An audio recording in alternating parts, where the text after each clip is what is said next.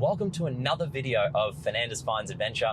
My name is Mark, and today we are going to be talking about the top 5 things I like about my Subaru Impreza WRX, and we are going to be doing it while we are going up the Cairns range.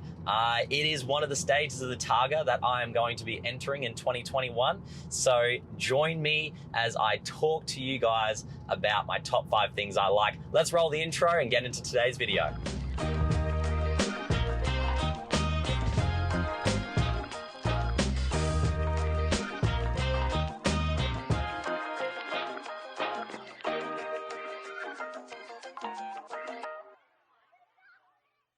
The things that I'm talking about today are in no particular order. So we're just going to start with the exterior. So the wide body that is on this vehicle, I love. And even just looking in the side view mirrors and I get out of the car and I look at it, those pumped out guards are incredible. They look so amazing. The 2008 to 2010-ish, where they had all those, the narrow body WRXs, they just don't appeal to me that much. I did have a look at some. I was considering purchasing one purely based on the price because they were cheaper. They're an earlier model than the one that I have here, but I didn't really feel drawn to the vehicle, not like I do with this one here. The second thing that I like about this car is the interior. It's actually a really nice place to be. I think a lot of these, motoring journalists and YouTubers or whoever that review these cars, they go from these really, really high-end vehicles, and then they get into cars like this that I find it's a nice vehicle to be in. We've got sunroof, we've got everything we need, or even the plastics are all like, at least they're one color. I've had cars where they've got, even my Navara, it's got like different colored plastics. It's got grays, it's got blacks, it's got like weird silvery, greeny colors on the inside. But this doesn't have that. It's very classy. It's either got silver or blacks and a little bit of red to tie it in on the stitching as well, the seats, which we'll get to as well. So for me, I really like the interior of this car, and a lot of people complain the second they get in these WRXs or even the Mitsubishi Evolutions, they get in, they start touching things and they start saying, oh, that feels cheap. But at the end of the day, it's an interior and we're paying for the drivetrain, we're paying for the power. We're not paying for a Ferrari-like interior. And I think it's a really nice place to be in, personally.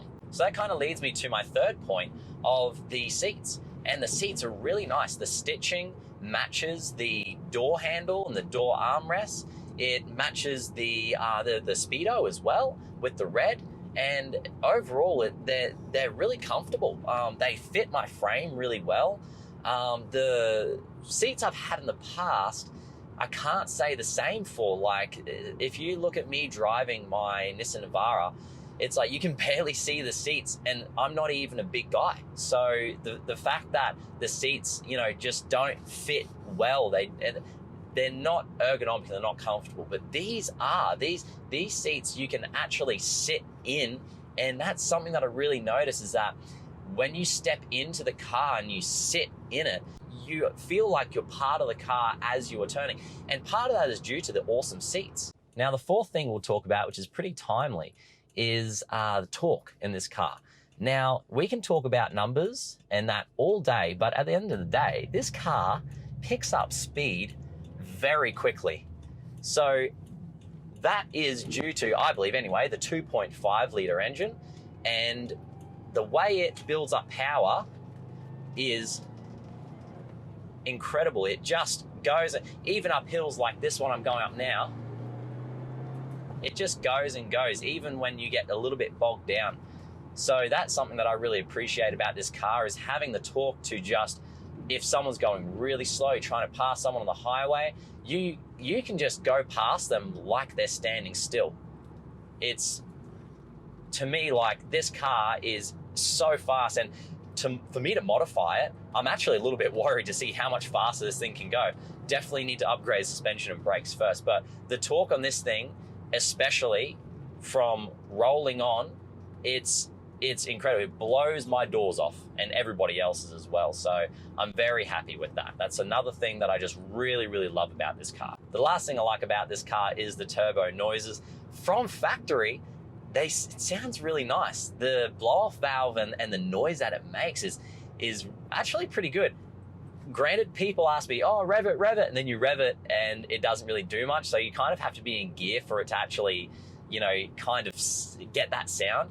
But it's really nice. You have the windows down and you floor it and then you let go or you change gear or whatever. You get a really nice whooshing sound. And that's all part of the driving experience. And it's very short and sharp too. So you have to, you know, people don't really expect it. It doesn't really sound like much. It just kind of feels like a normal sort of hatch, and you know, and they don't really hear the turbo that much. And then all of a sudden that power starts to build up and you hear a little bit. And you change gears, and that's when people know that they're kind of not in a standard hatchback. They're, you know, it's a little bit more special than that, even though it is still a stock vehicle. So guys, thank you for joining me. It was a lot of fun. I've just carved up this road and it's been so much fun talking to you guys, hanging out, driving my new car. Life's good. So if you enjoyed today's video, go ahead, like, subscribe, do all that stuff. Next week, there's going to be another video. I make videos every week, so make sure you stick around, and I'll see you guys next week.